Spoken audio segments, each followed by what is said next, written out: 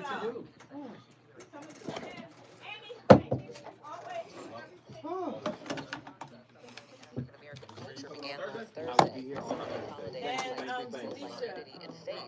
ends with a feast to celebrate the 7 principles and other cultural values. Get BIN News on demand 24/7 at BINnews.com. Focusing on Orange County, there's 57 northbound along an action clear from the left lane over to the right. Yo! We have reduced speeds from Ball Road on the North 57. At the Orange Crush interchange, 57 southbound connector road to the 5 southbound. What up, though? Hey, what up, though? And on the 241 toll road, heading northbound, the connector to the East 91, an accident blocking lanes of this transition road. Love your baby's teeth. Before that first tooth, wipe their gums with a washcloth. When those first teeth come in, use a soft toothbrush and just a tidbit of toothpaste. And take them to the dentist by their first birthday. Learn more at loveyourbabysteeth.com. Brought to you by the LA County Department of Public Health. Here they come, y'all. Here they come. Here they come, y'all. Here they come. Get out the way. What up, y'all? Get in here. Everybody hit the like button. The final voice of reason of 2024.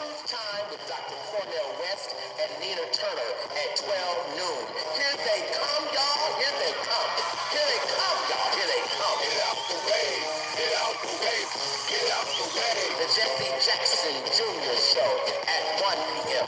The D.L. Hughley Afternoon Show at 2 p.m. A More Perfect Union with Dr. Nee Quarterline Forte at 4 p.m. Here they come, y'all. Here they come. Here they come, y'all. Here they come. Get out the way. Get out the way. Get out the way. Tune in weekdays from 6 a.m. to 6 p.m. for the talk of the town. Only on KBLA Talk 1580. We got a lot to talk about. Here they come, y'all. Here they come. Hey, so I'm calling your show, 'cause I need to know. Show me which way to go before I throw my man out the door. Okay, hold on a second, teacher. Just let me ask Ronald exactly what's going on, because it takes 2 to tango, and I need to hit his side of the story. So she's driving me insane, the stress heavy on my brain. She keeps playing silly games, and I'm about to bring the pain. We seem to fuss and fight every day and every night. Please give some advice so we can see the light. See the light.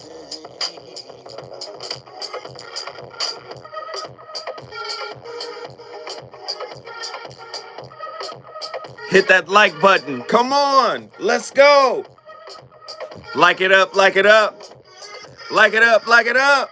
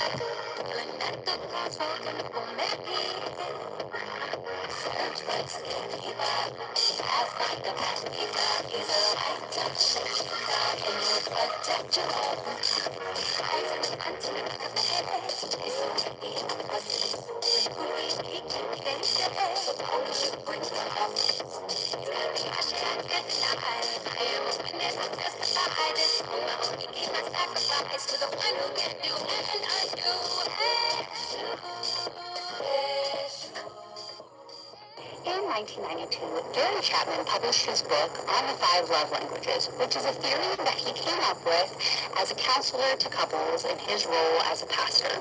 Now, his theory has 3 primary tenets to it, which I'm going to talk to you about, and they've all been debunked through various research efforts. Now, what's important to note about the 5 love languages theory is that it's not really a theory. It's not based in any sort of science. It's really from observations that he made that he's taken no part in trying to validate on his own. And even though he has a PhD, his PhD is not in a field that would be relevant to these assessments that he's making. His first claim is that people have one primary and one secondary love language, or a way in which they prefer to give and receive love. These 5 love languages, as you may know, include words of affirmation, acts of service, gift giving, quality time, and physical touch. His second claim is that people tend to give love in the way in which they would like to receive love. So if their preferred love language is physical touch, then they're more likely to show their affection for you by providing you with physical touch. So he claims that you can just identify the way in which your partner would like to receive love by observing the way in which they show you love themselves. His third and final claim is that if you understand and speak your partner's love language more, you'll have a more satisfying relationship. There was some research that was conducted in 2013 by Polk and Egbert that found that people do not have a primary and secondary love language, that there is no evidence that people value one of these 5 components more than the others, and in fact, people tend to rate their desire to receive these different kinds of love as all being pretty important. And there's also no evidence that when a person scores highly on these measures of their love language preferences, that they're more likely to express their love in the same fashion. So his second claim was also debunked in the same study. And finally, there was a study conducted by Bunt and Hazelwood in 2017 that found that there is no association between speaking your partner's love language and having more satisfying outcomes in your relationships. So essentially, Gary Chapman did no work to validate that the 5 love languages was a thing that actually mattered to people, and that it was something that actually impacted your relationship in a positive way. And yet he went out and he published a book that made all of these claims that are just patently false when it comes down to it. And so when other researchers did the work that he didn't do, his 5 love languages theory didn't hold up. Now see, let me just get right to it. The human mind. No, before I even go there. Happy True Year, not New Year. Happy True Year 2025 is right around the corner, ladies and gentlemen. The voice of reason has been on complete fire ever since I sat in this chair, and I want to acknowledge my sister. I have to acknowledge my sister, Dr. Jashana Johnson. She's the first one who brought this to my attention. She said, "Zo, them love languages are problematic, brother." I said, "Really?" And tonight's topic is really in honor of Dr. Jashana Johnson for bringing that to my attention. And let me just shout her out. She wrote an amazing foreword to my new book. Oh, yeah. She wrote an amazing foreword for my new book that we're inching closer. We're inching closer and closer to getting it done. But let me just say, let me get back to it. The human mind is an association-making machine. Our consciousness and who we are and is really developed in our early years based on the experiences that we've, accumulated. If you came out of a toxic environment, dysfunction is your norm. And you can see, some of the issues in Gary Chapman's love languages based on what they are, right? What are they? Well, let's look at them. And I want you guys to tell me what you think. Number 1, words of affirmation, communicating affection through spoken and written praise, appreciation, encouragement, and frequent I love yous. Quality time, expressing love by fully focusing attention on your partner through shared activities, conversations, and togetherness. Receiving gifts, showing care through thoughtful gifts. acts of service, demonstrating love by doing things for your partner, physical touch, showing affection through intimate physical contact like hugging, kissing, and sex. Let me just say all of those are important. Not one is more important than the other. Uh, and it's really that simple. Many people, and this book has been, this book, of course, is a monster hit. Everybody has bought it. Everybody is, my love language is this, and my love language is that. And I heard many years ago, a friend of mine, a psychologist, well, actually, he's a psychiatrist, Dr. Mark Goulston. He said about 90% of the self-help books that are out are really detrimental. They're really not sound, right? Exactly, hustle habit. He called them coping languages, and that's really what they are. When you haven't started the process of healing, you need to understand that your relationship expectations will be informed by your unhealed wounds. That's why I call tonight's topic Love Dogma. Don't be dogmatic about the coping mechanism you develop to make it through, right, your childhood, because that's typically what we do, right? We are parishioners in the church of our unhealed wounds. Do you understand me? We give tithes to the wounds. We pay homage to the wounds, right? Why? Because we have made the wounds a part of our identity. It's who we think we are. Now, love dogma and transactional attunement. I'll show up if you show up. I'll lean in if you lean in. No, that doesn't even happen. What if somebody has an insecure attachment style that says, if you lean in, I'll run away because my parents never leaned in? Ooh, my primary caregivers never gave me what I needed, didn't give me the emotional attunement that I needed. So when you lean in, I see it as foreign. I see it as unreliable because it was unreliable in my early childhood. Oh, insecure attachment as a love language, a deeper look into the idea of insecure expectations, the dark side of love languages. Are we just trading emotional currency?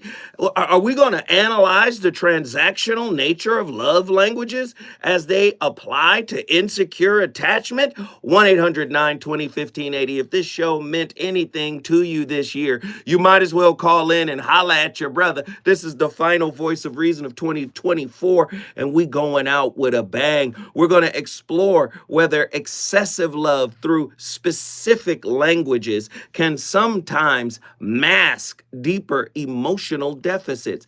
Absolutely. If I'm expressing, I'm doing. Ooh-wee.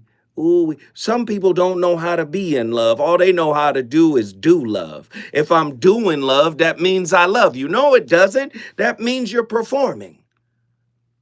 Oh, we want to get past it, don't we? We want to get past performative love. Just show up the way I need you to show up and keep showing up in order for me to stay interested. Is that what it is?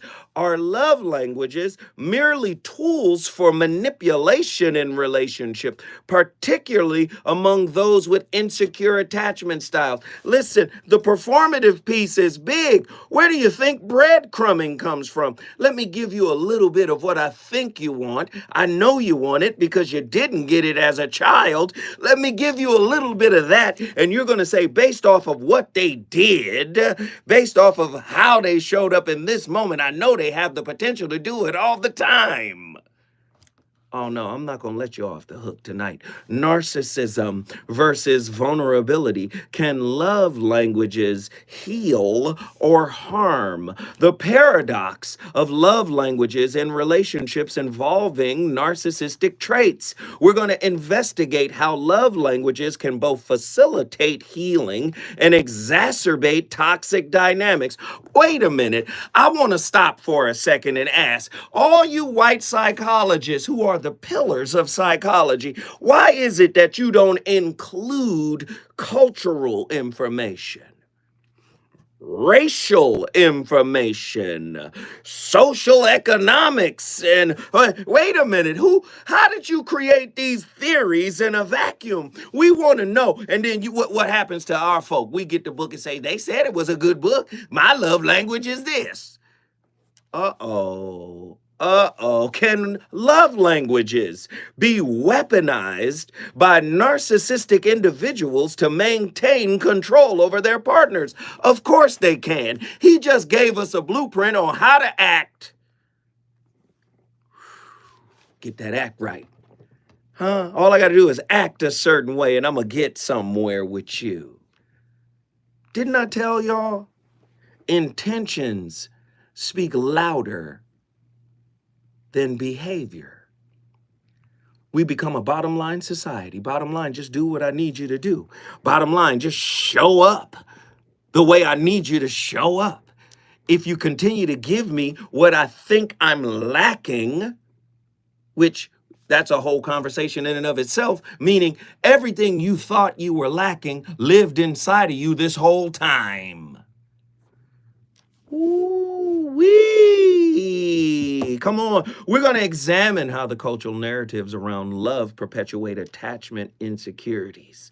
Huh? Are we romanticizing insecure attachments and calling it real love? Let me ask the question again, because I don't think it resonated in your spirit because it went by too fast. Are we romanticizing insecure attachment and calling it real love? Somebody told me we love different. I don't know what planet you live on. See, if you live on a superficial planet, wait a minute, the Buddha said our reality is called Maya, which is an illusion. What makes you think you got the real thing? Huh? We predicate our relationships on transactionalism. If you show up for me, I show up for you. If you prove to me, then I will begin to prove to you. Wait a minute, you live in an illusion. Huh? And anything that requires work, you tend to run away. Looking at yourself requires work. Let me get up out of here. I don't want to see me the way I truly am. Let me put this mask on. You wearing a mask, but you love unconditionally? You better knock it off. Ain't nobody loving unconditionally while wearing a mask. Huh?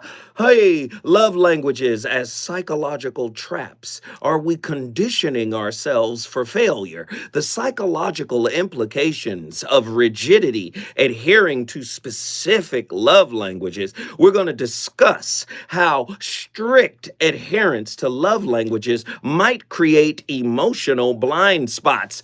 Are love languages constraining our ability to experience authentic emotional connection? Boy, I see through you. Girl, I see through you. You start talking, I say, oh my God, look at the fear.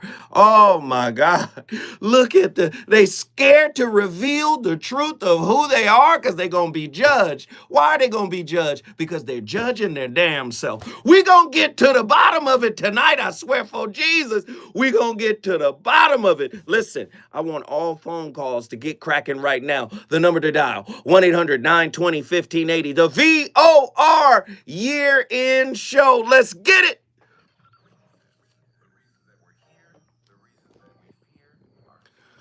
Yo, y'all got to hit that like button. Everybody got to hit that like button. The like button is free. The like button is free. Can I get y'all to support the show? Can everybody go to my Cash App tonight? This is a Cash App night. This is a Cash App night. Can everybody go to my Cash App? Support the Cash App. Can everybody do that for me? We got 54 people in here. If everybody dropped a 5 spot, that would be a great day. That would be a great day. Can I get y'all to get in here?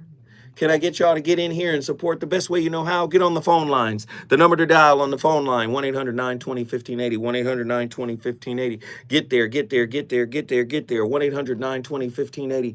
Get there, 1-800-920-1580. Moderators, put the number in there. Moderator, put the number in there. Put my Cash App in there. Call me right now. Let's talk, let's talk.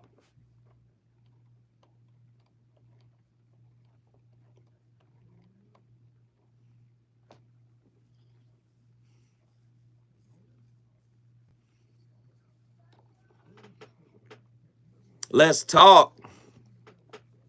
Y'all still slow on them likes. We only got 2 people to hit the like button after I pleaded with you. I pleaded with you. This is the final show of the year.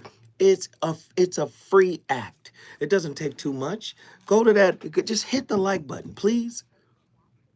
What do I tell my lady friend to get her to listen when she asks me what's Zoe's credentials? Just say, don't worry about his credentials. How about that? Huh? You see me over here deconstructing the actual foundation of psychology. These white folks are flawed just like you flawed, just like she flawed. You understand what I'm saying? How you going to create a theory, a psychological theory about relationships and apply it as a ubiquitous truth? You're not even including culture, race, socioeconomic status in a particular society. How you going to create a whole truth lacking all the information? You understand? We got to start calling coons out.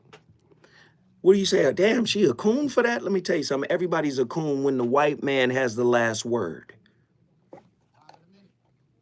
When the white man validates your truth. Don't you know you can read the white man's truth and find flaw in it?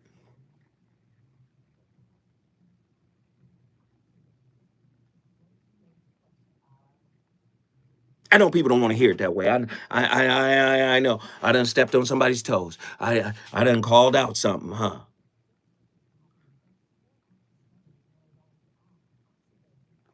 Just tell her psychologists respect him.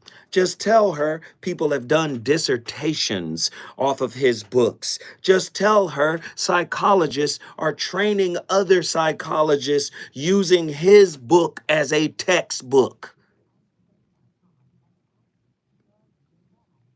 Oh, these are all facts, by the way. I mean, this is nothing but a fact here. Come on now.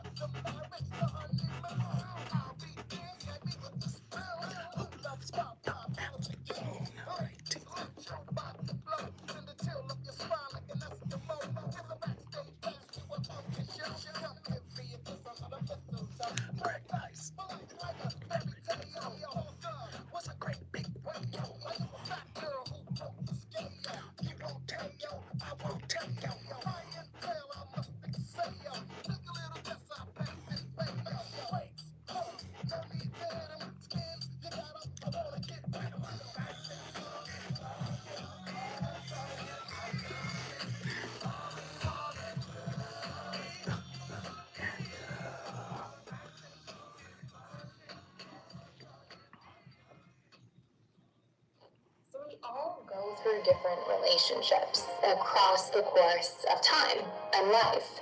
And we may find that in some relationships we feel deeply bonded and connected to people, while in other relationships they may feel more surface or less deep. Now, there may be a really powerful set of reasons for this, and this is your 5 love languages.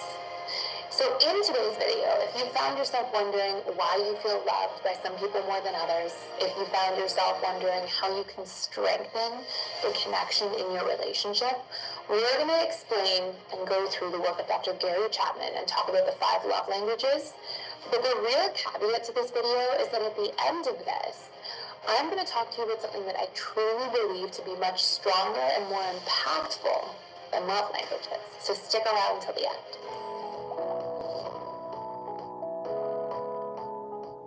So if you're not familiar already, the work of Dr. Gary Chapman talks about how there are 5 love languages, and these languages are basically ways that we give and receive love.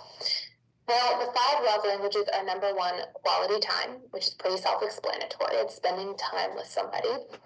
Number 2, physical touch, which has a lot to do with physical affection, but also can sort of bleed into sex and intimacy.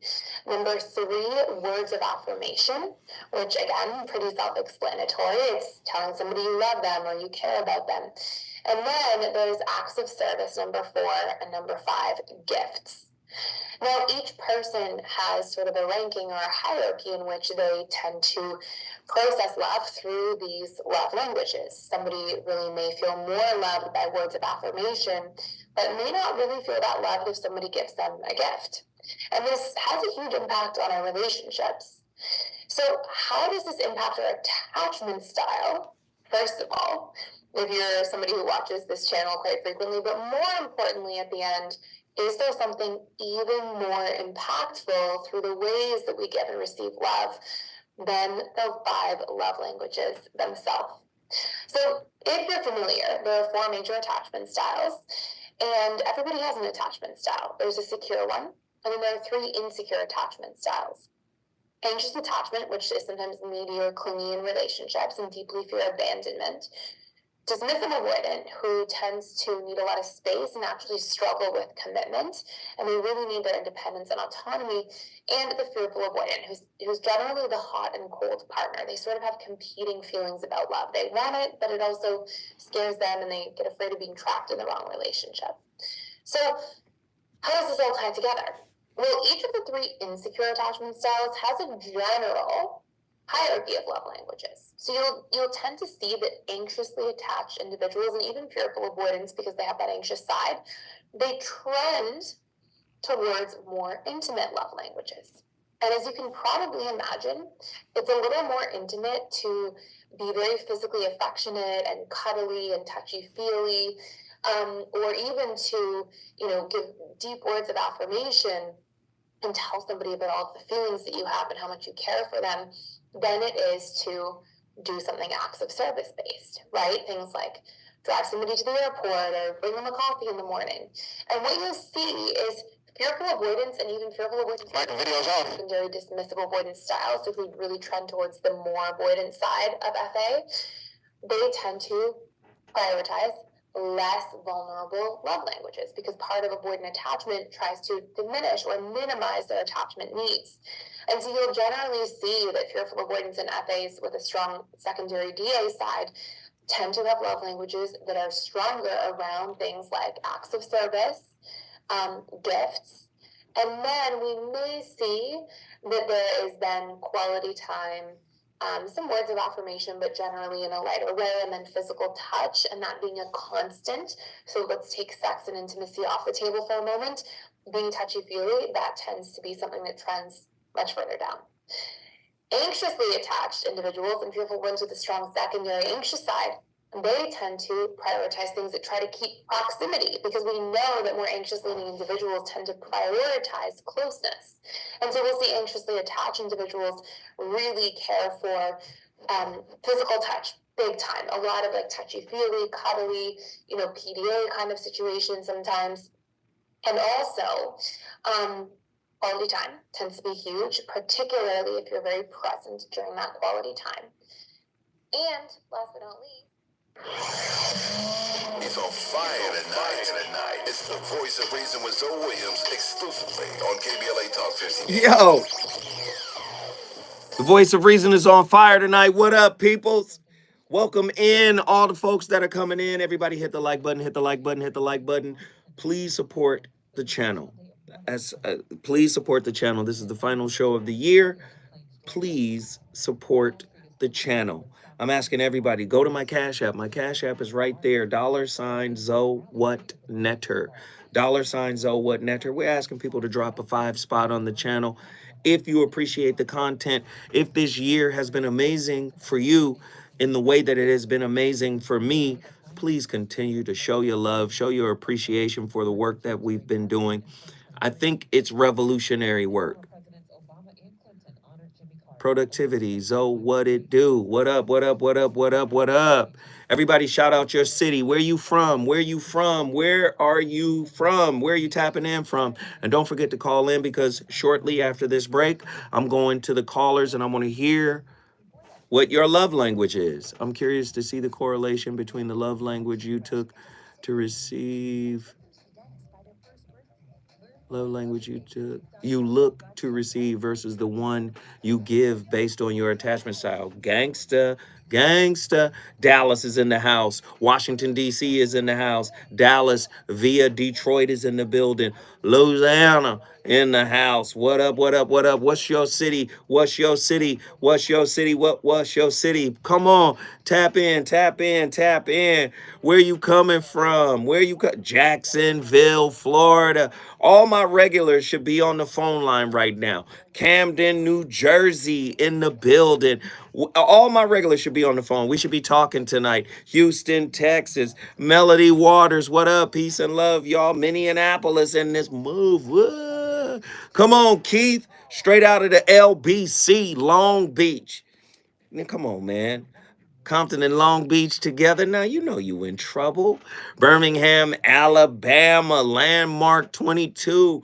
Come on, Jamaica. What up? What up, nephew? What up, nephew? What up? What up? What up? Everybody hit the like button. Everybody hit the like button. We need a few more likes. We need a few more likes. We need a few more likes. It's 57 people, 43 likes. We need a few more likes. Soul and Ice back up in here. Come on, come on. Can you make one more guest spot on the 5150 show for 2025? You know I love the 5150 show. You know I'm a part of the 5150 legacy. I don't know, brother. I don't know. I'm going to try, though. Because Corey and I, we talked a little while ago. I'm going to try to get through there. I'm going to try. Unstoppable, undefeated. What up, what up, what up, what up, what up, what up, what up, what up? Nazarene X, Jamaica. Are you on vacation? Nice. Where are you guys tapping in from? And we need 11 more people to hit the like button. Thank you for the super chats that are coming in. We're currently at $10. Let's make it a wonderful year-ending show. You already know I came in on like mode. Of course you did. Of course you did. Let's get it. Let's get it. Let's get it. St. Louis is in the building. What up? What up? What up? Fort Worth, Texas. Come on. We know what it is. We got 50 likes and 58 people. There's only 8 people who haven't liked the video. Please like the video. Please like the video. Get us in the algorithm. Let YouTube know we in the building. What up, Charlotte, North Carolina? Let's go. Truemonger says Zoe is recharged. You feel so? You feel like I'm rested? Do I feel rested? Come on. Pound that like button. Come on. There we go. 50. Come on. We got 51 likes. Let's go. Chris Walker, good evening. Put your city in here. Was just in Dallas, Fort Worth. Now, is Dallas separate from Fort Worth, or is it all the same thing? Dallas, Fort Worth, or is it just Dallas? Come on. I believe it's the same thing. Let's go. Let's go. Let's go. Did you hear about Google Sema 2025? So, Duval. How was your time off, Zoe? It wasn't long enough. 2 different places. Got it. Zoe for president. We appreciate it.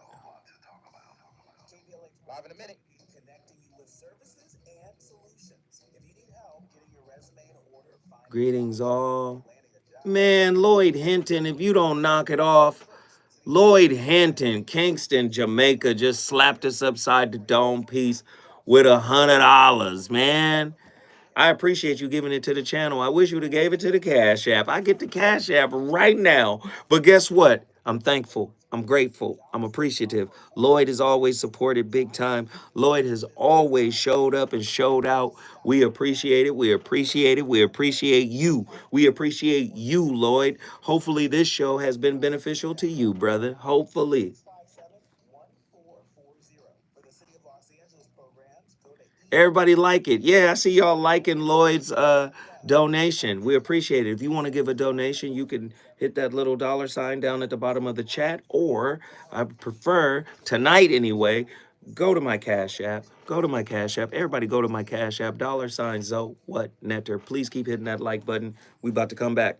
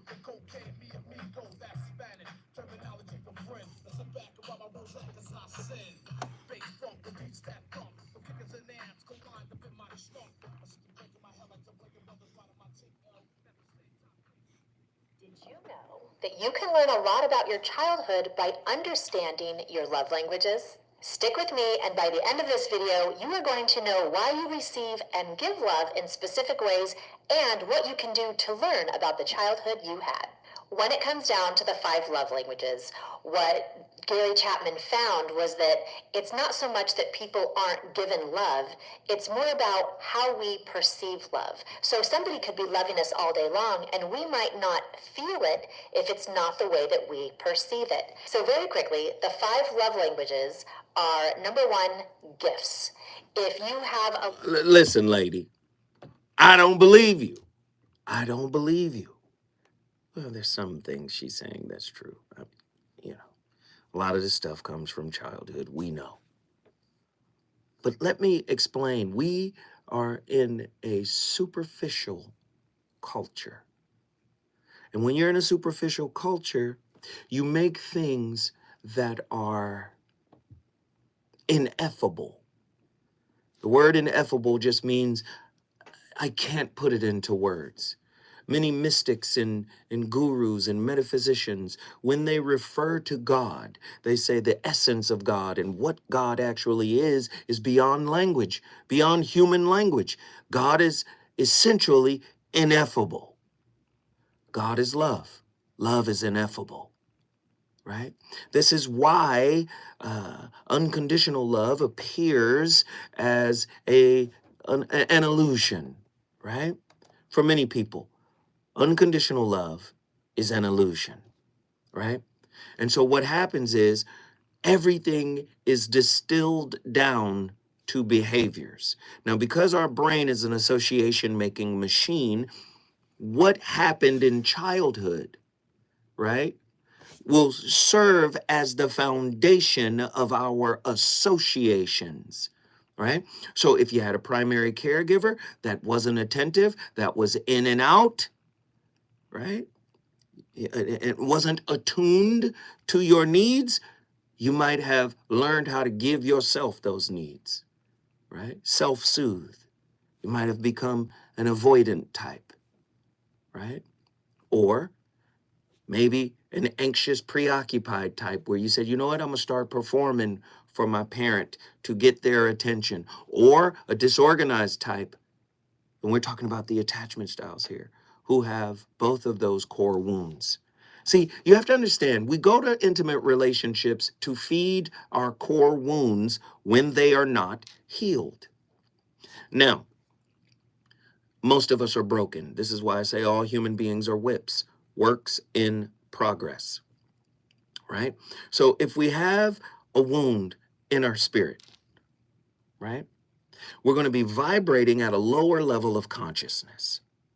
What are those levels of consciousness? Well, according to Dr. David R. Hawkins' map of consciousness, right, you're going to get into shame, guilt, apathy, grief, fear, desire, anger, pride. These are low levels of consciousness. Why do you think relationships are competitive? Why do you think they're comparative? See, you only compare when you feel you lack. You only compete when you feel that someone else has something that you deserve. Do you see where envy, where jealousy, where all of these low vibrational states of consciousness manifest in our intimate relationships? What are intimate relationships? Mirrors of unhealed psychological wounds. But in reverse, they are also mirrors of healed progress. They are mirrors of healing. So when you start to look into self and start to deal with self, how do you deal with self? Through non-judgmental observation. Being able to look at yourself without condemning yourself. That's a hard thing to do, right? So when we're looking at the lower levels of consciousness, most people have not reached a higher level of consciousness through self-revealing, self-remembering, self-conquering. You say, what do you mean conquering? You got to conquer that damn wound that is dominating your decisions in intimate relationships. How do you conquer it? Non-judgmental, empathetic, self-observation. You got to embrace the wound. This is what Carl Jung called individuation, where you merge your shadow self with the mask. They must become one. There has to be individuation. Most people are not individuated. What does that mean? Most people suppress and repress. Most people push the shadow down. Well, the shadow is a repository of spiritual gifts, but because it's shadow, because it's darkness, you see it as bad, you see it as negative. But in fact, that's the storehouse of the tools you need to overcome yourself. See, you don't understand. In the realm of the human condition where human relationships live, the articulation of love transcends mere verbal expression. It embodies a complex interplay of psychological constructs and emotional needs. But we've been taught that all of our emotional needs must be provided externally. That's what we've been taught, right? But the reality of it is self-discovery, right, is a powerful thing. Self-knowledge is a powerful thing. When you can release a parent for not being able to show up in the way that you needed them to show up, and I mean really forgive them for it, I mean really release them, you did the best you could do. And what you were able to do, I was able to extrapolate enough information, right, to challenge the wounds that were created by you being a work in progress. I forgive you. I love you. I honor you for passing me the baton so I could finish the work you started. Oh, I can't finish your work, but you started a work in me, mama. Ooh, 1-800-920-1580. I'm going to get to your calls. I see the phone lines are lighting up. Get here. I want to talk to y'all tonight. See, Gary Chapman's 5 love languages, it provided a framework for understanding how individuals express and receive love, while John Bowlby and Mary Ainsworth attachment theory offers insights into the psychological underpinnings of relational dynamics, particularly in the context of early childhood experiences. Tonight, We're trying to critically examine how the intersection of these two frameworks reveal the implications of insecure attachment styles, particularly in light of trauma and the longing for love languages as compensatory mechanism. In other words, another coping mechanism. When I come forward, I'm going to the phone lines. I want to know what your love language is. Can you call me tonight on the final voice of reason of 2024? Can you call me tonight and tell me what you think your attachment style is? If you tell me yours, I'll tell you mine. 1-800-920-1580. When we come forward, we're going to talk to the callers.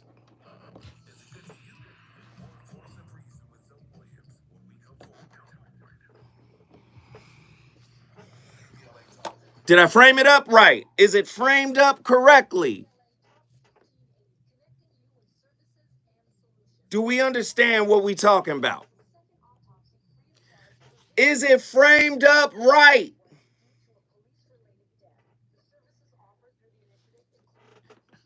Attila Hex, yeah.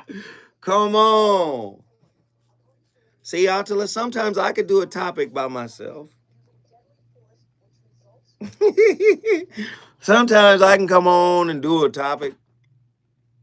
I say, man, let me just give Attila the day off. She ain't got to do nothing right now, Let me just,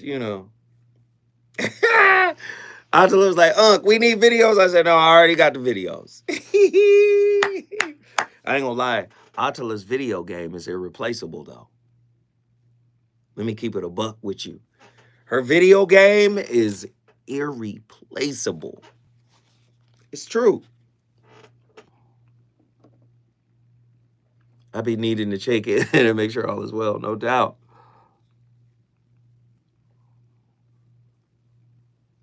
What up, everybody? I hope everybody's good. Thank you so much for hitting the like button. I haven't checked the Cash App, but I hope you guys are really showing up and showing out on the Cash App. But yes, thank you for getting those likes up. We officially have more likes. Wait.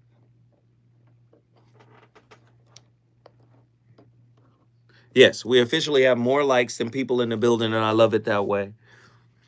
Attila is definitely irreplaceable, Big E. And I'm playing this hip hop tonight because Greg Nice is at the studio. Greg Nice from Nice and Smooth, not the studio, but the Cigar Lounge. He's there, man. And yo, we've been talking all day about hip hop. I got my whole Smoke and Mirrors crew. They're in the lounge right now.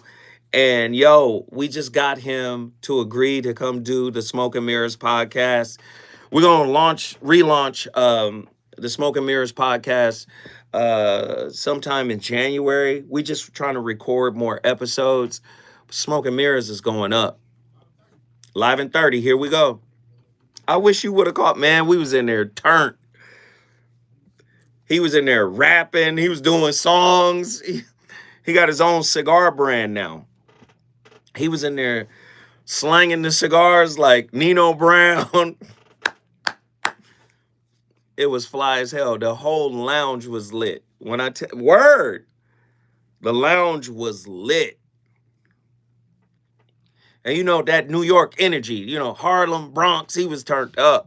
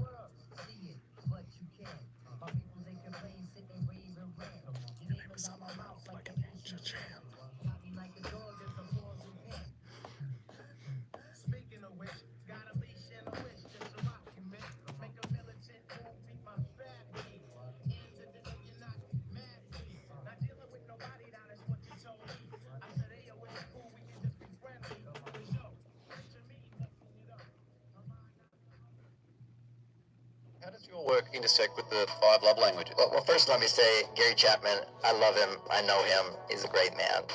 His message doesn't take into consideration men and women are different. All of the 5 love languages, if you want to list them out for everybody, bottom line is every woman needs every one of those things. Those love languages all produce estrogen.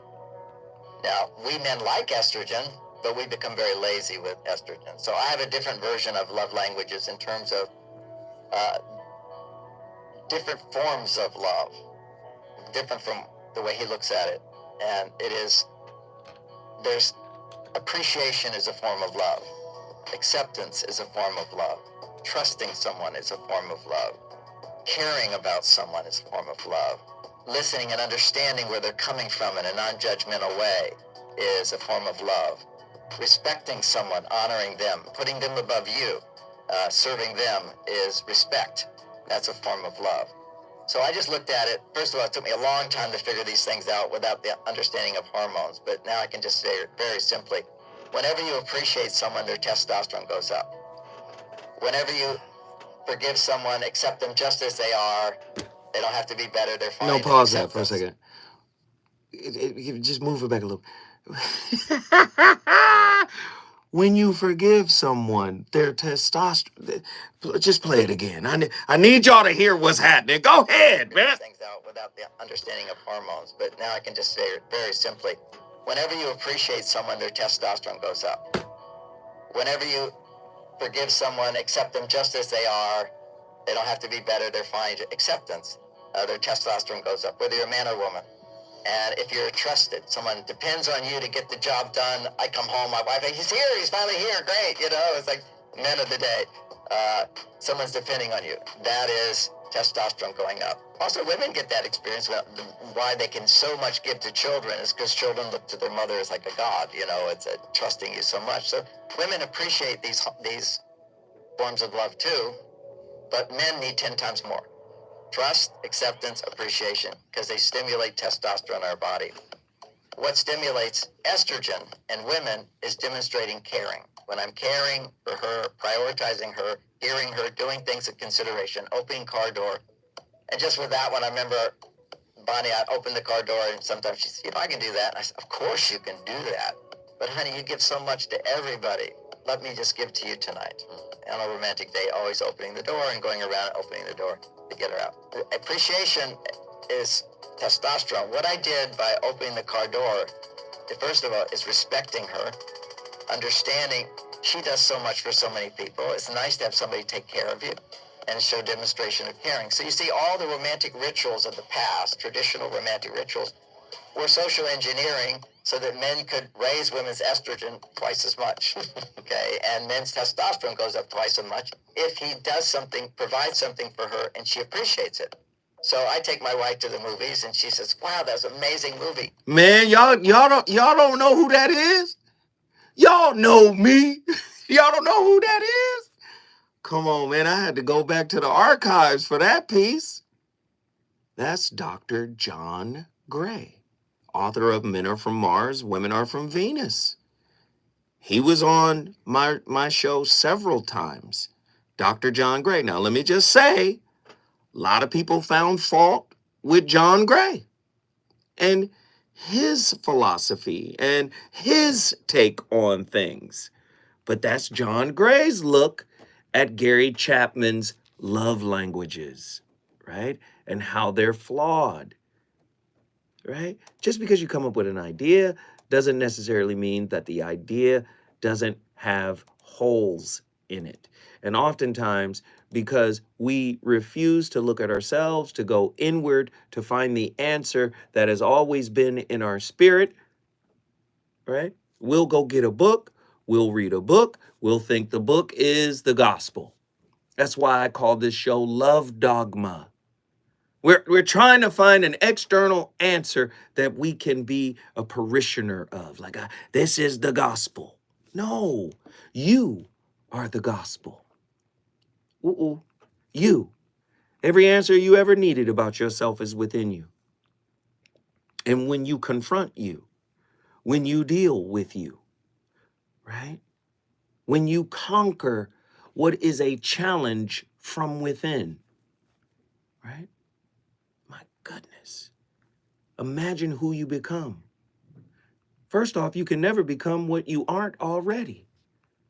So if you find yourself getting better and better and better, that's because you've always been the best. Now, you can flip it and make yourself the worst version of yourself by condemning yourself, by judging yourself through negative self-talk. You can do all of it by identifying with what happened to you. Ooh, you don't even want to say what happened through you.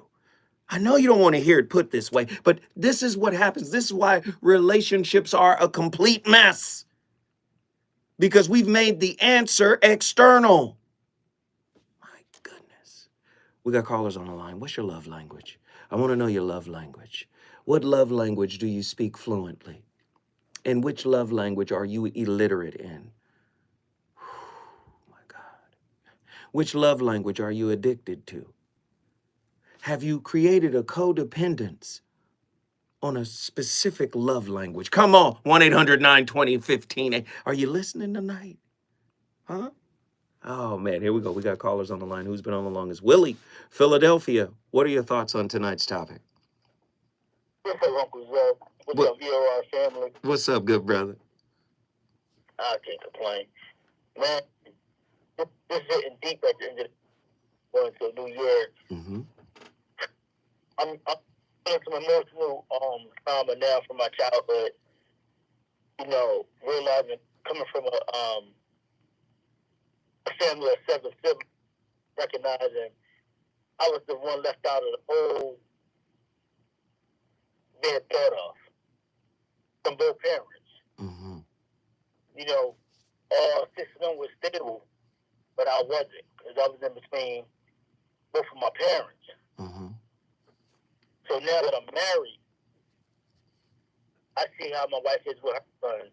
I can't even be around it. Why? I never had the stability. Mm-hmm.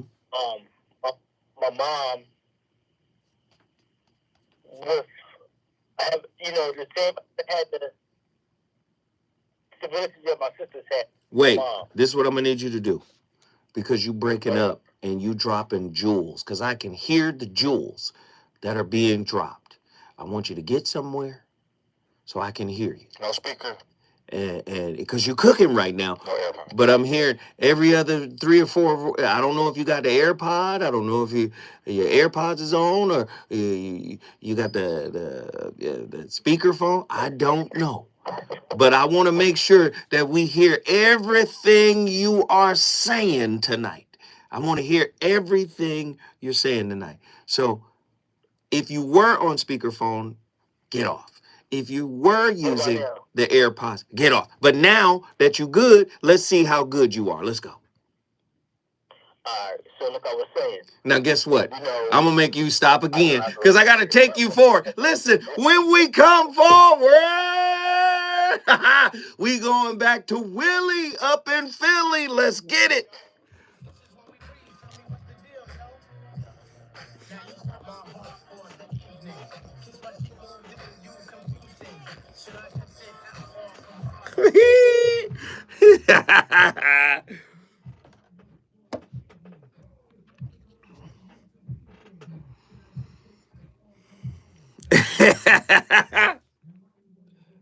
Love, huh? Harder.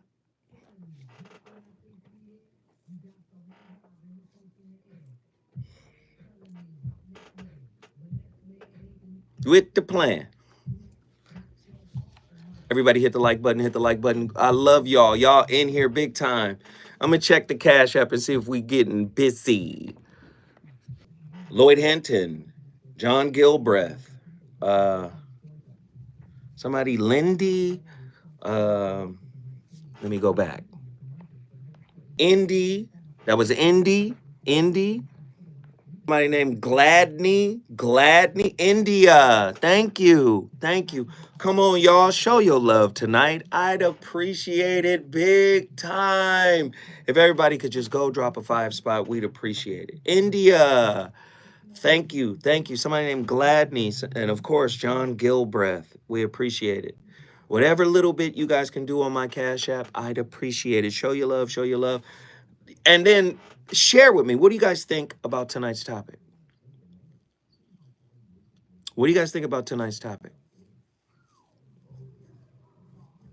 And I'm going to go back and check again to shout people out. I want to know what you guys think your opinions. Attila, I don't see you on here.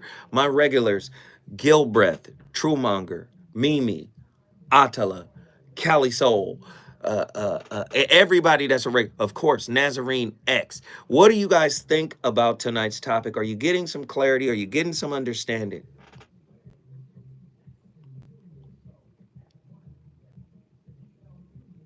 $8.5. I'll take it. Out of 10, I'll take it. I'll take it.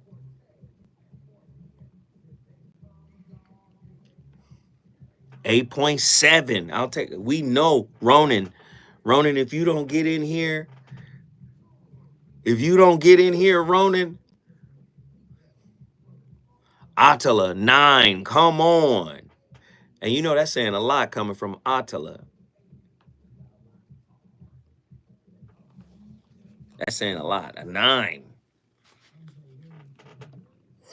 If your relationship is in trouble, I'm you to call. Has your soulmate become your cellmate? Does black love still exist? What are your bedroom terms? Fantasies and fetishes. Financial infidelity. I'm dating a fat person. Are they worth the wait? Trust me, this is going to be crazy. How about the heavy stuff? The child wasn't here, and you still had to pay child support. It's a very heated topic. Oh, is that right? Mama's baby, daddy's maybe. I just have so many questions I want to ask you. I was like, is this something wrong with that? He told me he had a vasectomy. I'm pregnant. Betrayal has been committed. I hit you with a bad touch routine. How does he maintain his composite? He likes it when it pinches the lips. Why can't you open up, brother? I'm a karate man. Karate man on the inside. They don't show their weaknesses. Yeah.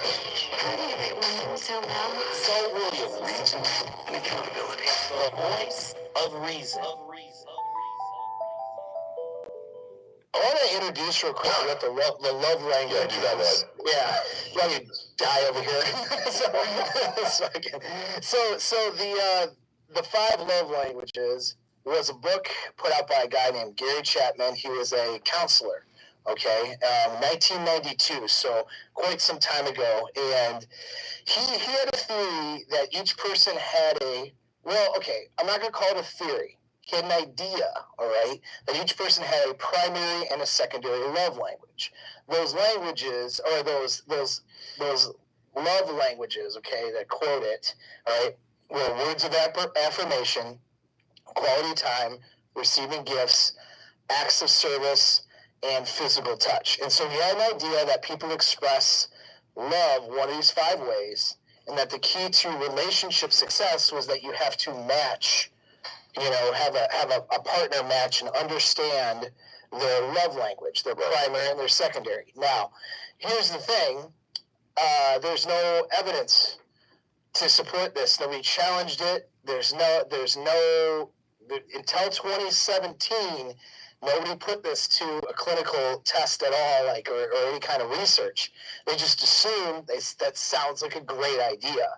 And the reason, of course, it sounds like a great idea, to get right down to it, is because it sets up a transactional sex dynamic, which is what most people in the blue-pilled world would call it, are used to.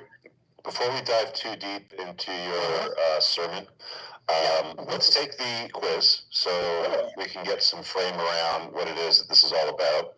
I've plopped it up here. So we've got couples quiz. They actually have a children's quiz, teens quiz. So I guess singles quiz is the one that I'll take because it's most relevant. Let's get started. I am a male, 45 plus. We're in the United States, let's say. I have not read the damn book. It is more meaningful to me when someone I love sends me a loving note, text, email for no special reason. I hug someone I love. Okay, this is going to make me mad. I wanted him to finish, but this is going to make me mad. Listen, I'm ready to leave planet Earth. I really am. I be seeing people pass and I be like, that's such a good person. They should stay. Take me. I have to be honest. We live in a world that is so greedy. The more technologically advanced we get, the more spiritually impoverished we become. You remember the old church folks say, come to the altar and tarry. Relationship is the altar in which you tarry. Relationship is the university of you. You think you're supposed to tap into the divine part of you without any effort. Technology has made you spiritually lazy. Do you understand? You attract the mirror of your wound so that you can do the work. It's only there for you to recognize, oh, wow, this person triggers me this way. This is how I show up. Why do I show up this way? Where did I learn to show up like this? Do you see? So when a philosopher like Krishnamurti says love is a mirror or relationship is a mirror, right? People say, oh, that's deep. You know, you get who you are. Hey, yeah, I've been saying it for a long time, right? I've been saying it for 20 years. I've been talking about Krishnamurti for over 25 years. And now all of a sudden everybody's talking about it, but they're not linking it all up together. Psychologically speaking, insecure attachment styles and secure attachment styles are attracted to each other. Dismissive avoidance tends to attract anxious, preoccupied. Fearful avoidance tend to attract anxious, preoccupied. And they all attract secure attachment. So is that not a psychological framework for Krishnamurti's philosophy of relationship being a mirror?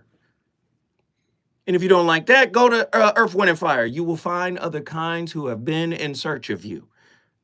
1974, fantasy. I'm just saying, line it all up. Relationship is a mirror in which one discovers themselves. What are you discovering yourself for if you didn't have the damn answer for yourself? So when I come back and say, guess what? Your partner has always been the question. You have always been the answer. But because the answer hurts, you suppress and repress the answer. Right? You've made your partner the performative provider. I know you don't want to hear it that way. Oh, I love them so much for the way they show up. They done showed up for me in so many different ways, and they made me feel love. No, you're supposed to make you feel love. You're supposed to discover that unconditional love lives within you. Why? Because there's no demarcation between you and God. What God got to do with it? Listen, if we understand that quantum mechanics is the most successful form of science we've ever come in contact with. You don't have your cell phone without quantum mechanics. You don't. And the physicists are now saying, well, you know what? The universe was divine or finely tuned, and it asked the question, and I know scientists don't like this question, who fine-tuned the universe? Because it had to be intelligent. It's too precise to be accidental. That's what scientists are saying. Fine-tuned. I say divinely tuned. Right? Okay, cool. You don't want to go there. All right. You're not putting all the pieces together. Your relationships are divinely tuned. You have an insecure attachment style, you attract one. Or you attract a secure attachment style to mirror back to you what secure looks like. And to bring to your attention that you're insecurely attached. Come on. Don't just say, yeah, you get who you are without going into detail as to how. Do you understand? The paradox of love languages surface predominantly in relationships marred by narcissistic traits. Wait a minute, stop. Romney is telling us, Dr. Romney is telling us 1 in 6 people are narcissistic. And I don't mean 1 in 6 people are narcissists. And she said the number could raise. Now, come back Everybody has narcissistic traits. Narcissistic traits come from narcissistic parents or emotionally unavailable parents or abusive parents, right? Are you peeping? In other words, works in progress. Works in progress create damaged kids. But I don't like using the term damaged. I'll say challenged. Challenged with a heavier curriculum. Now, you got this heavy curriculum, spiritual, psychological curriculum on your shoulders, and you want unconditional love, but you won't cultivate it within yourself by loving on the wounds that were created by the work in progress that raised you. Come on, man. While these languages can facilitate healing by fostering connection and understanding, they can also exacerbate toxic dynamics. Narcissistic individuals may weaponize love languages, using them to maintain control over their partners. This manipulation, often masked as underlining vulnerability. Look at that, faking vulnerability, faux empathy, faux fanity, man, faux empathy, right? Right?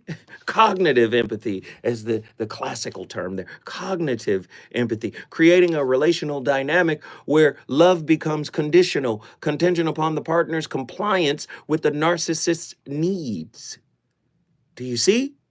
Thus, we confront the challenge of determining whether love languages ultimately serve as vehicles for healing or an instrument of harm.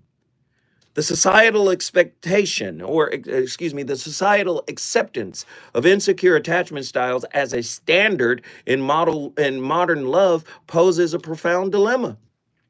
The cultural narrative surrounding love frequently romanticize the struggles associated with anxious or avoidant attachments, framing them as integral to real love.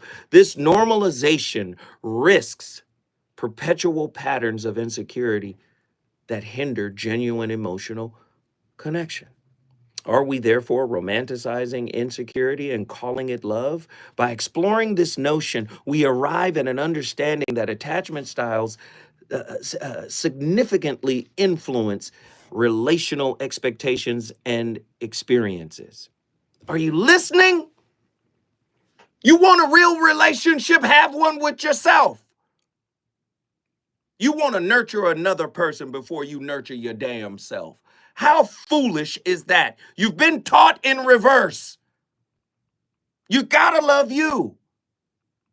And you can't love you if you don't accept you. Sitting there high and mighty because you're getting what you want. But if you got what you want through manipulation, you're a user. And karma is going to hit you with the boomerang at some point. Are y'all ready for tonight's work? Huh? A rigid adherence to specific love languages can create emotional blind spots, particularly for those whose attachment styles predispose them to insecurity. Individuals may condition themselves to perceive love through a narrow lens, limiting their capacity to experience authentic emotional connections. This conditioning not only stifles the natural ebb and flow of relational dynamics, but also fosters an environment where individuals feel compelled to meet predefined expectations rather than explore the multifaceted nature of love.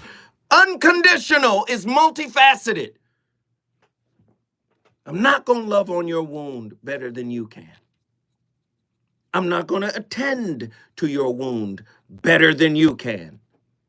If you spent more time with your wound, you'd have less expectations of me. Uh-oh. Who am I talking to tonight? 1-800-920-1580. Who am I speaking to tonight? Right? Here, we must ask, do love languages constrain our emotional experiences? I want to get to the phone lines. Let's get back to Willie from Philly, where it's chilly. Talk to me, Willie. You talking to me? Am I? That's who you talking to. Yes, you are. All right, talk to me. How am I talking to you, brother? There's so many ways, because I expect my wife to do what my mom didn't do for me. Come on. And she don't even know that. She probably Bro, does. She probably does. If she your wife, she probably know that by now. Yeah, but she had a mom that was she come from a stable home. I just realized I'm not that stable. Mm. You know, I even recognize it. I say this. I couldn't even be with my son's mom because it was too stable. That's not your norm. I hear you. Keep speaking, brother. I hear you. And because I didn't see my mom be stable, and I didn't see my dad be stable. When they got settled, that's when they both grabbed me. When my dad got with his wife, he grabbed me. When my mom got with her husband, she grabbed me back. Mm-hmm. So, but the rest of my 6 siblings, they stable with their mom and dad. But I'm in between. Mm-hmm. So now, as I'm older now, I see my wife with her sons, her biological sons, and I don't understand what's going on. Mm-hmm. Even the tenderness that I see, I'm like, Dad, they tender. I'm like, it's a tender raising they had. I had a rough raising. Mm-hmm. Been abused, been blamed for everything. Mm-hmm. But I'm questioning, like, how come my sisters and brothers ain't experiencing what I'm experiencing? Mm-hmm. You know, now I have a son. I found his mom is just like my mom. And he experienced the same thing I experienced. Mm-hmm. And I'm like, I damaged him. Because I had him with broken wounds. Mm-hmm. And didn't recognize, like, because I had him at a young age. With no counseling and no therapy. Mm-hmm. Broken. And then as I have him, my mom treated him better than she ever treated me. Mm. And I'm confused, like, how did you do that to him, but you was never like that with me? Mm. Then, you know, my dad treated my brothers and sisters better than he treated me. I'm confused. Like, I have no identity. I can't identify where I belong at between my mom and dad. But my dad is gone now. But now my mom. Mm-hmm. My mom was never. I don't even know how to look for a proper wife or a proper lady because my mom didn't show me that. Man, listen, brother. Let me just say, I gotta stop you real quick, and let me just say, man. I'm gonna say this as your brother. I'm gonna say this as your uncle. I'm gonna say this as your cousin. I'm gonna say this as your family, man. I love you.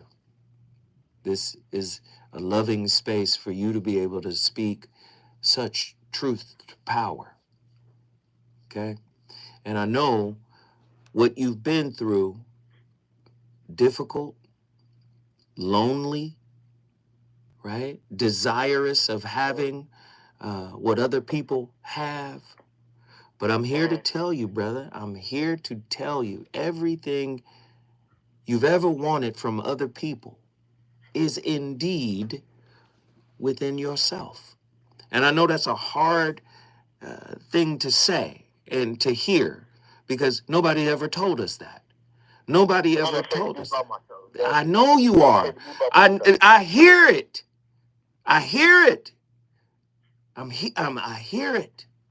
But you fail to realize, even in this moment, even right now, Willie, you could be your biggest advocate, your biggest asset. You could be if you would change how you view yourself. But it's hard to change how you view yourself if the people who loved you and raised you made you feel invisible, unseen, unheard, unvalued. I hear it in you, man. But I'm trying to tell you, that's a perspective. And a perspective, any perspective, is always subject to the perceiver. Do you see? I'm listening. You can change that, brother. The fact that you're here tonight, the fact that you're talking to me right now, the fact that you're sharing it, First off, do you understand how much courage it takes to even get on the phone and share what you just shared? Do you understand that? Courage is a high level of consciousness because it thwarts illusion, which is rooted in fear. You said, you know what? Damn that. I'm calling Zoe. I'm finna talk to Zoe right now. Did you do that? Yes. Man, hold tight. When we come forward, I'm going to keep cooking.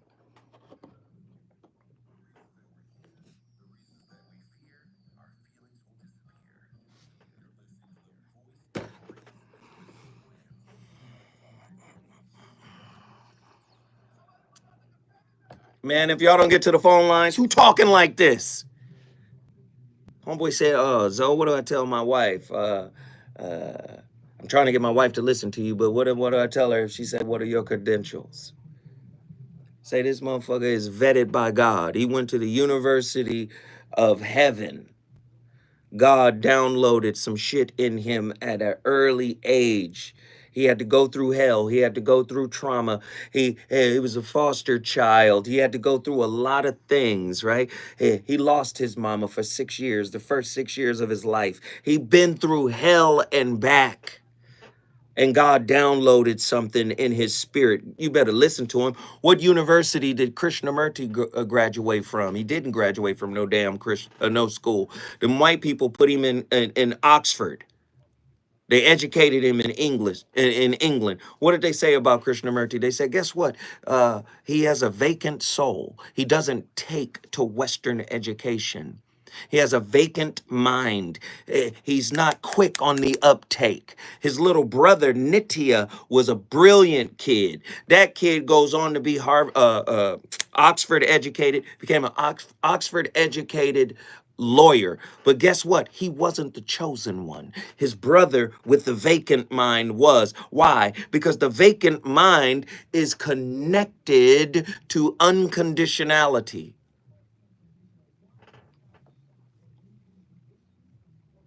The vacant mind could see love, whereas the conditioned mind couldn't.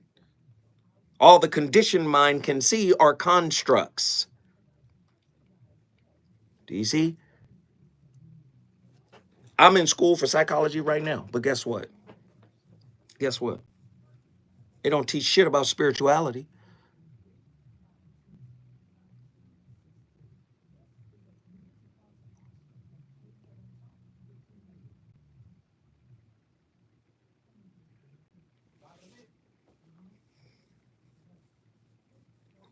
Relationships are spiritual by nature.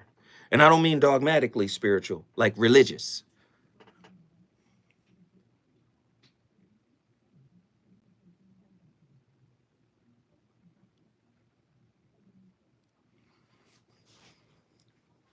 Think about it. I'm in school for psychology, but psychologists use my books as their textbooks. I just want you to think about that. I just want you to factor that in.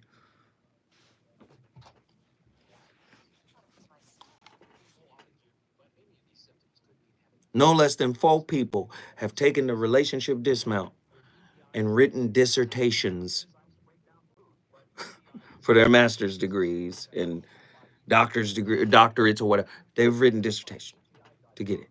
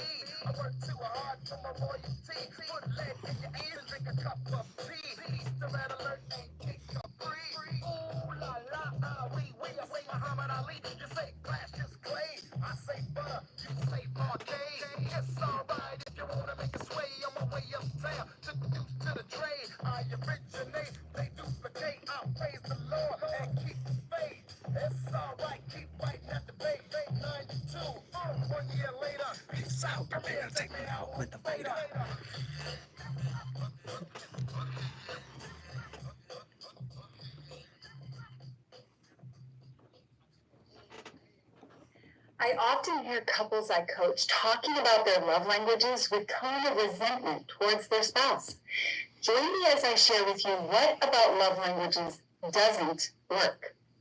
Hey, I'm Julia Woods, couples coach, trainer, and founder of Beautiful Outcome, a coaching company committed to help couples communicate their way to thriving lifetime marriages. I know that ultimately couples long for connection. And at the end of this quick lesson, I'll be sharing a free gift I have to help you do that. Today, we're going to take a look at what works and what doesn't about Gary Chapman's 5 love languages. When my husband proposed to me, the very first book we decided to read was Gary Chapman's 5 love languages. It was very eye-opening for us. We learned that the 5 love languages are acts of service, physical touch, quality time, gift-giving, and words of affirmation. When we read that book, we thought we were headed for a thriving lifetime marriage because we knew how to really help each other feel loved, and as long as each other felt loved, we thought we were headed for marriage bliss. My love language is quality time, and Jeff's love language is words of affirmation. Now, what worked about that was the discovery. Now, interestingly enough, in the 32 years we've been married, our love languages have actually changed. So those are not really our love languages, but they were when we first started our relationship. And that was super helpful. I didn't really know how to speak words of affirmation very well, and Jeff didn't know how to offer quality time. Those were not love languages that we were used to, which is a part of what attracted us to each other. So the discovery of what Gary Chapman invited us into was hugely helpful and eye-opening for us. Now, what didn't work was when we would use it like weapons. Like, you should communicate my love language, or you don't express my love language, or I'm doing it all the time. I'm speaking yours all the time, and you're not speaking mine. This doesn't work. When you use the information of the love languages like weapons, where you should on your spouse, or you help tell them consistently in a negative way what they're supposed to be doing in order to love you, that's not going to work. And as a couples coach, I see this all the time. I've even heard spouses use it as one of the top 3 reasons that they've decided to leave a marriage, because their spouse just doesn't express their love language. Now, I believe that when Gary wrote this book, he was simply creating an invitation for us to better understand our spouse. However, if we're not really interested or committed to developing our ability to understand our spouse, we can easily take tools like this and use them to try and control and manipulate our spouse. It's on fire tonight. It's the voice of reason. No, the phone ain't dropping. The lines are full. Hold tight. I'm gonna get to all of these callers, and I'm gonna run through them. We appreciate everybody for showing up. Listen, if you're enjoying the show, please support the best way you know how. I know I'm asking people to go to my Cash App, but if you have to, if this is the easiest way, go to the Super Chat. Show your love. If you value what we're putting down, I think what we're putting down is pretty valuable. I think it's worth it. You know, and as much fuck shit as we pay for, as much goofy stuff as we pay for, as much frivolity and superficiality that we pay for, please show that you appreciate this show by supporting the best way you know how. You can go to my Cash App, $ZoWhatNetter, right? There it is right there. Cash App, $ZoWhatNetter, or you can hit that little $sign. It's a dollar symbol at the bottom of the chat. We're only asking people to drop $5 if you got it. $5, support. I know Christmas just ended, and I know the first of the month is right there. So please, if you can, if there's anything left, we understand. And if not, we understand as well. But Willie, I'm going to get back to Willie and rap Willie, and then we're going to run through some of these calls, okay? I don't value this show. I honor it. Lloyd, we honor you. Lloyd, we honor you. And that's 100%, Lloyd. I know what you've been through. And you still here and you still show up. I know what you've been through. You still here and you show up. Physically, emotionally, psychologically, I know what you've been through, Lloyd, and you still show up.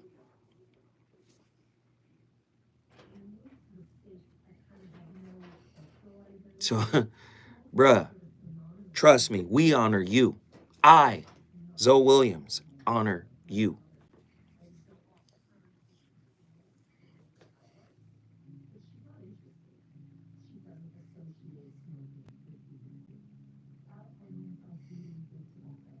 You're more than welcome, brother. You are honored. You are appreciated. You are approved of.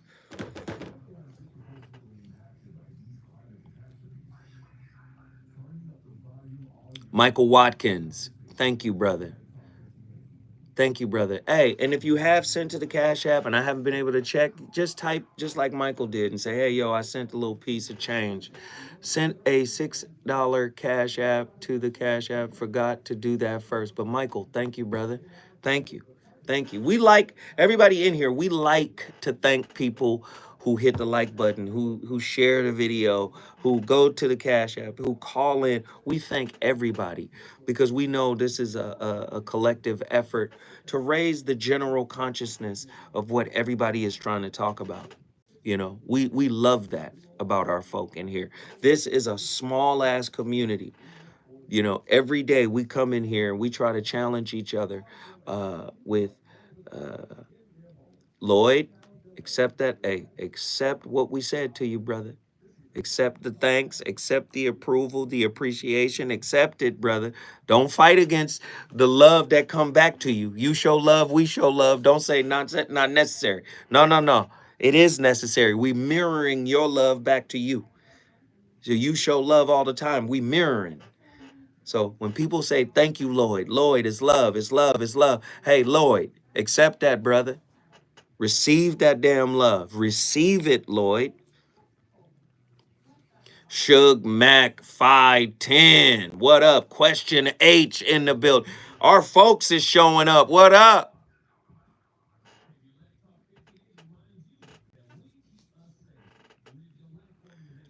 Zometheus, what up, though? What up? Listen, man, I'm never trying to come across as the best of the best, the greatest of the greatest, the guy who got it all figured out. No, this is over 30 years of work. This is over 30 years of work, man. And you imagine coming from where I come from, I had to connect to something. Do you understand me? I had to connect to something. At first it was Islam and other religious beliefs, right? And I dismantled all of those, right? I had to connect to something coming from where I came from. Then it was basketball, right? Okay, I'm gonna play hoop. Then okay, no, and then it turned into music, and then religious, and then music, and then you know, and then it became I'm an executive. All these experiences. Do you understand? I've been through hell, failed relationships, disappointments, you know, not knowing what my attachment style is, not knowing what communication style is, having anger issues, not knowing my dad, haven't seen my dad since 78. You understand what I'm saying? 7 years old. That was the last time I saw him. I had to figure this shit out. I've been on this shit for over 30 years. Self-inquiry.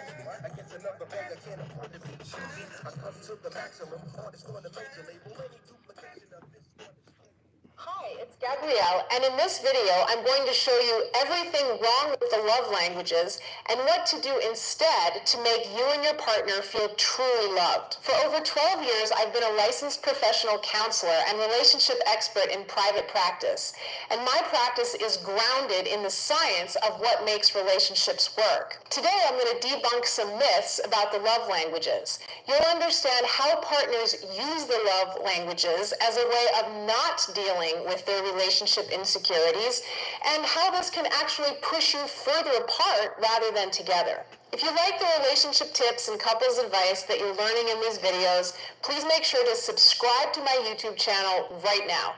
Just click on the subscribe button right here. If you're enjoying this video, please give it a like and share it. And please go to my website, thepowercoupleformula.com, for lots more information on how to build an amazing relationship, and powercoupleseducation.com to stay connected.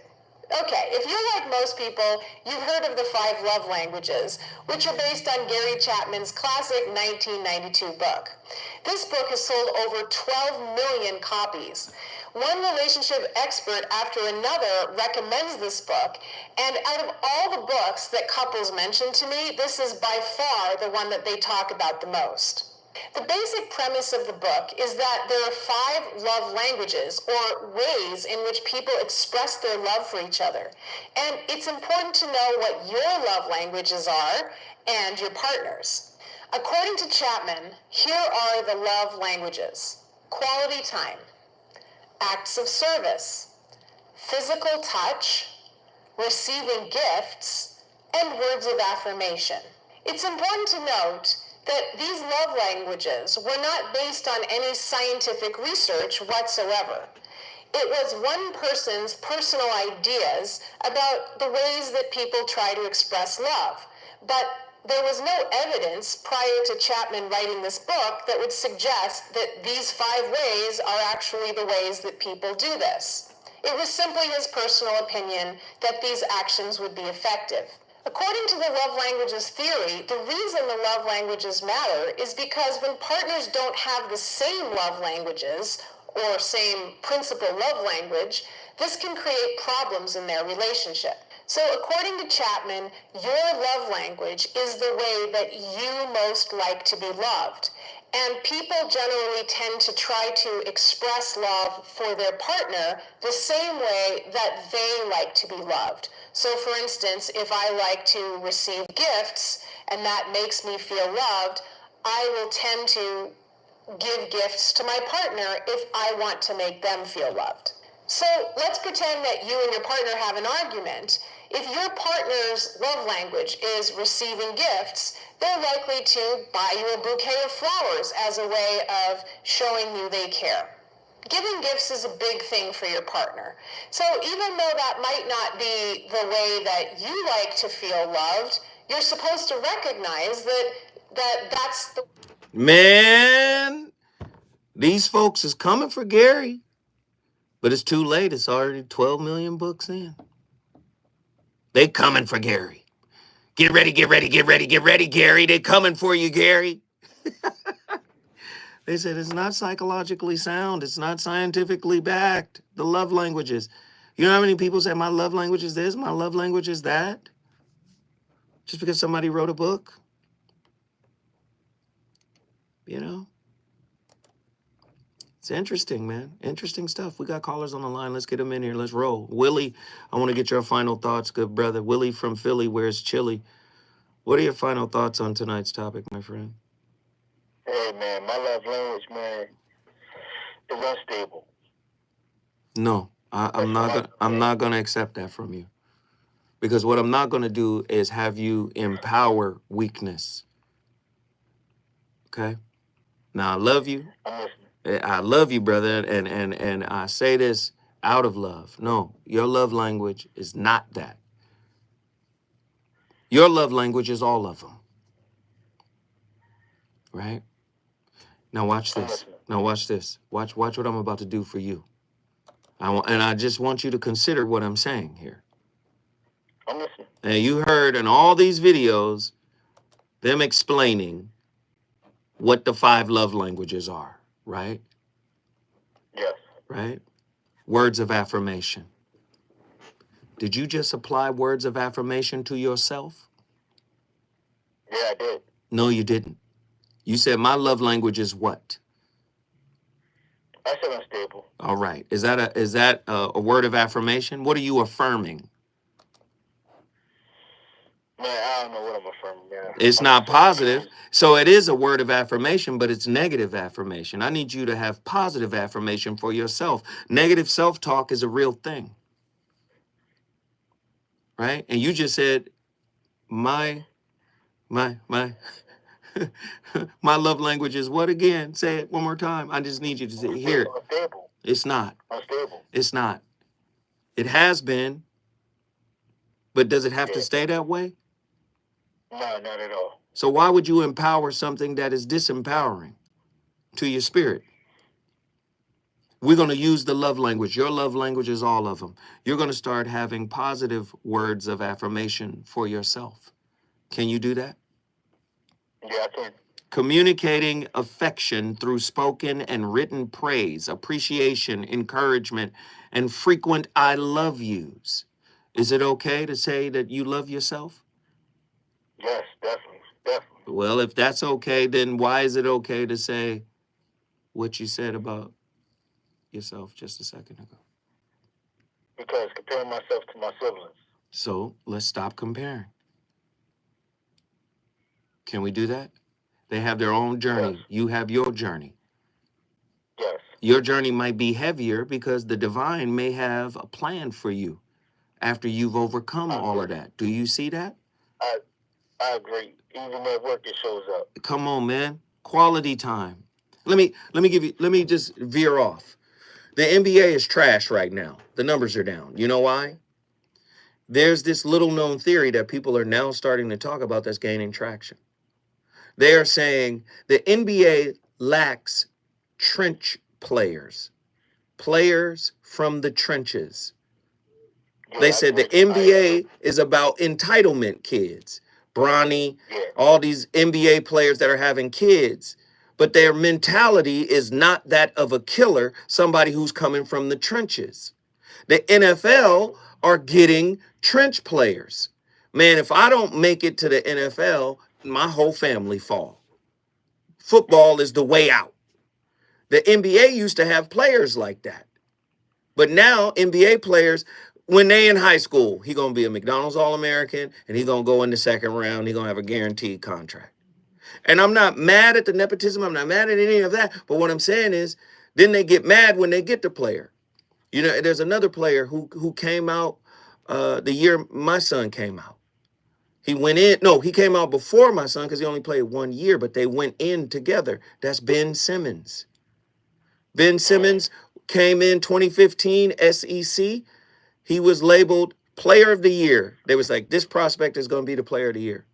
When my son came in, they said, oh, this is the most athletic recruit in the SEC for 2015, right? That's what they had them both ranked as, right?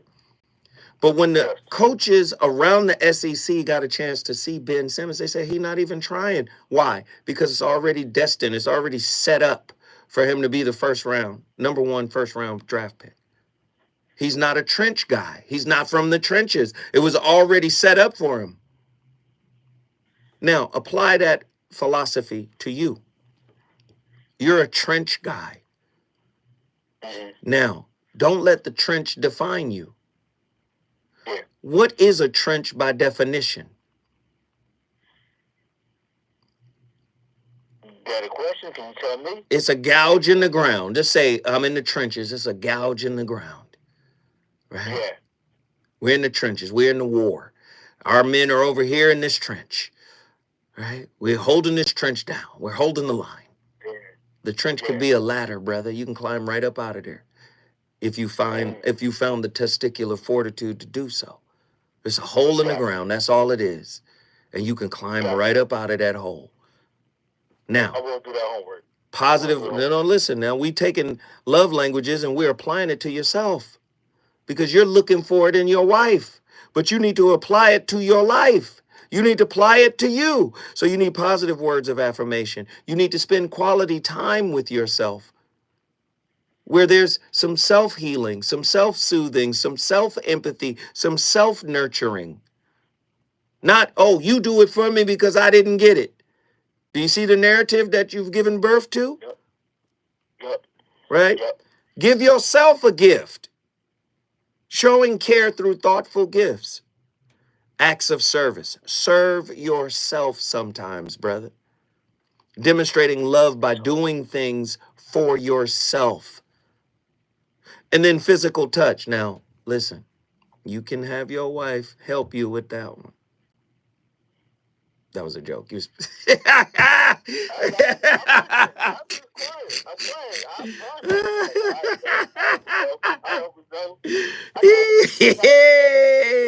Hey, brother, I appreciate you, man. Thank you for reaching out. Number love, love, love, love, love. Let's get these phone calls cracking, man. Listen, when I come forward, I'm going to Lulu from Charlotte, North Carolina. If you want to get on the line, now's the time to do it. We got space to get you in. 1-800-920-1580. Let's go.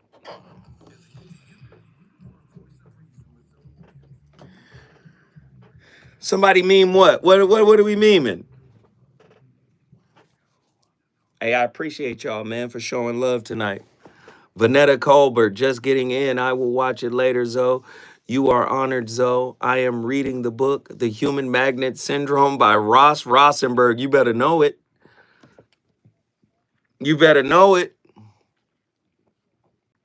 Thank you, Vanetta Colbert. Thank you. Thank you. Let me take a look real quick. Let me take a quick peek over here. Let me see. Ronan, get in here now. Now's the time, Ronan. Call now. Get in here. LS, Michael Watson, Reverend H, Reverend L. Hold on, let me go back.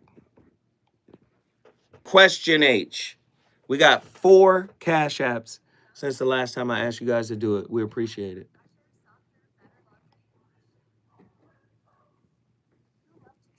A loner's love language. I think I'm out of jargons. That's crazy.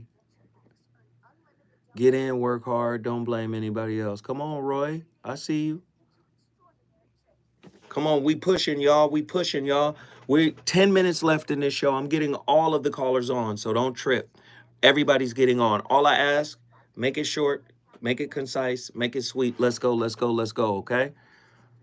What's your love language? He still never told me his love language. What is your love language? What's your love language? I'm glad Christopher Dorner, rest in peace, turned me on to you. Thank you, brother. I'm glad he turned you on to me too, man. If you guys want to go to my Cash App, now's time to do it. Only 10 minutes left in the show, and I'm gone for the rest of the year. Oh, no. No, I'm back next year. Yeah, I'm gone for the rest of the year.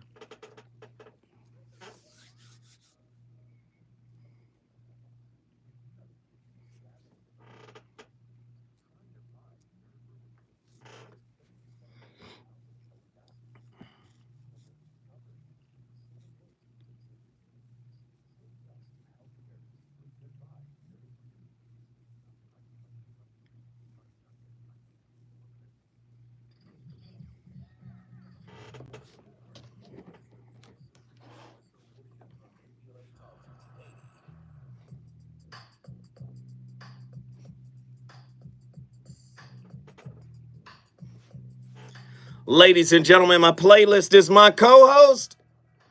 We on fire tonight, the VOR end of the year show. Man, 2024 been crazy. Andy, has it been crazy? It's been bananas all year long, topic after topic after topic. It's been crazy, man. Let's get these callers in here and get their thoughts on tonight's show. Lulu, Charlotte, North Carolina, what are your thoughts tonight? What's your love language? I want to know that. Hey, so first I want to say shout out to Willie. I really appreciated hearing his call, and I'm excited for him to continue seeing the transformation of doing the work, because a lot of what he said resonated with me. And, well, as far as my love language, I wrote down part of what I heard, because the part of love languages that having that strict thought on it leads to narrow lens and preconditioned expectations. I definitely experienced that when I first learned about love languages. I thought it was something that on a date you talk about, and I say my love languages are words of affirmation and quality time. And then when I didn't experience those love languages from that person, I would feel neglected and blame them for not giving me those things, because if I already told you what my love language was and you don't give that to me, then you must not love me. Wow. You got to be careful with what you identify with. You enroll in the military of whatever thought you believe to be true, and you got to defend it. Yeah. So years later now, years after therapy, I feel like I have a better balance of it, where now my love language is all of them. And I never heard that trust is love, but it's so true. And someone can give you all of those 5 love languages, but you can still not trust. Ooh.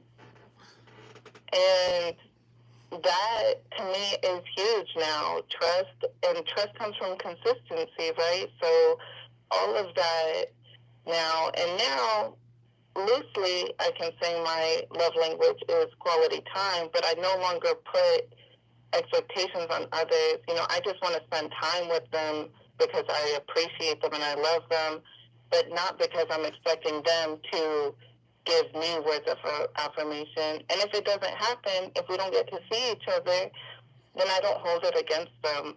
Wow. I don't define how much they love me based off of them being able to give me these things. I love it. Hey, Lulu, guess what you just did?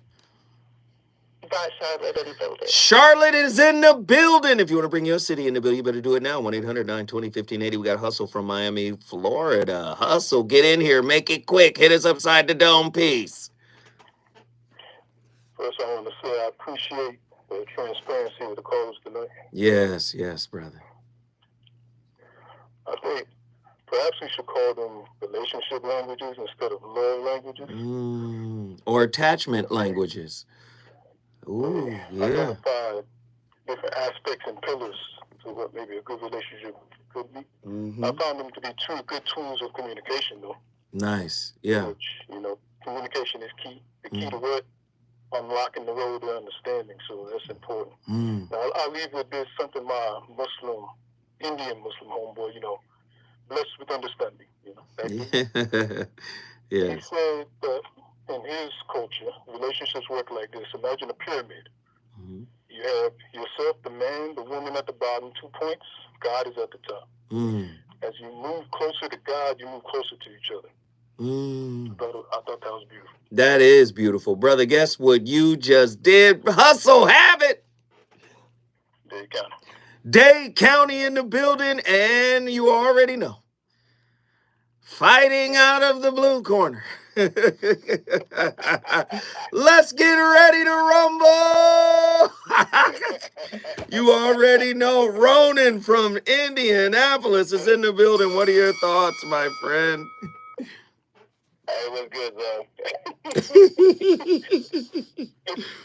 Well, I'm going to be brief. It's like, as a dismissive avoidant, I found out that I was raised to be the masochistic medic when it comes to relationships. Oh, God, here we go. The masochistic medic. What does that mean?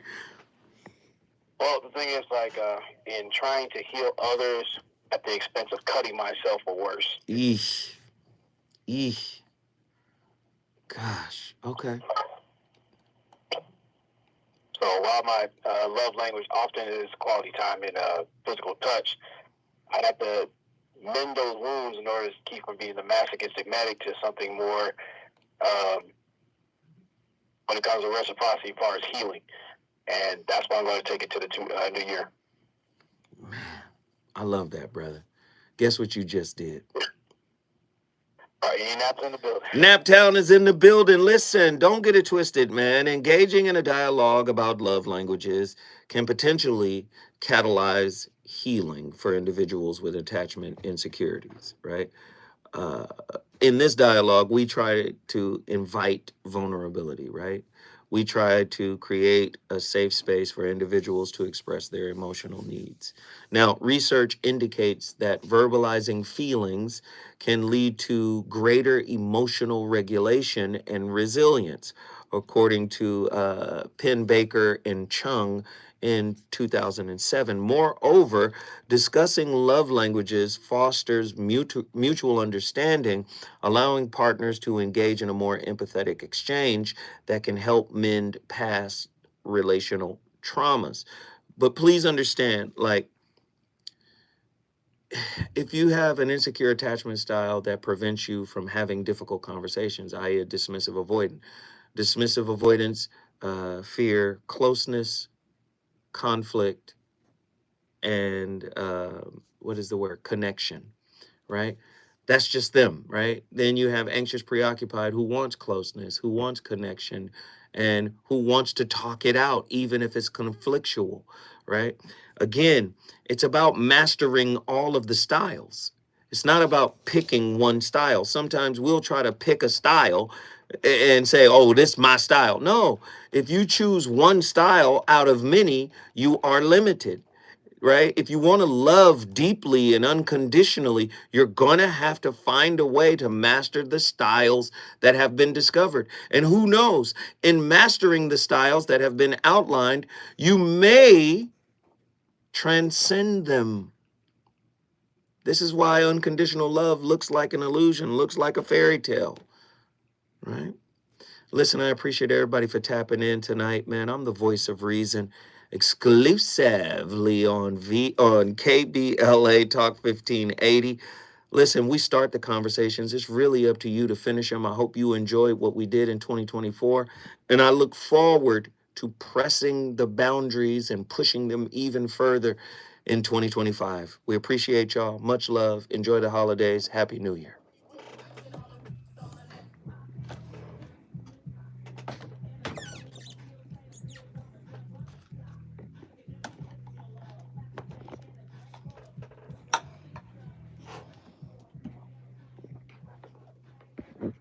Love y'all. Y'all are loved, man. Appreciate y'all. Love, love, love, love, love, love, love, love, love, love, love. Y'all enjoy y'all night. Y'all enjoy the new year.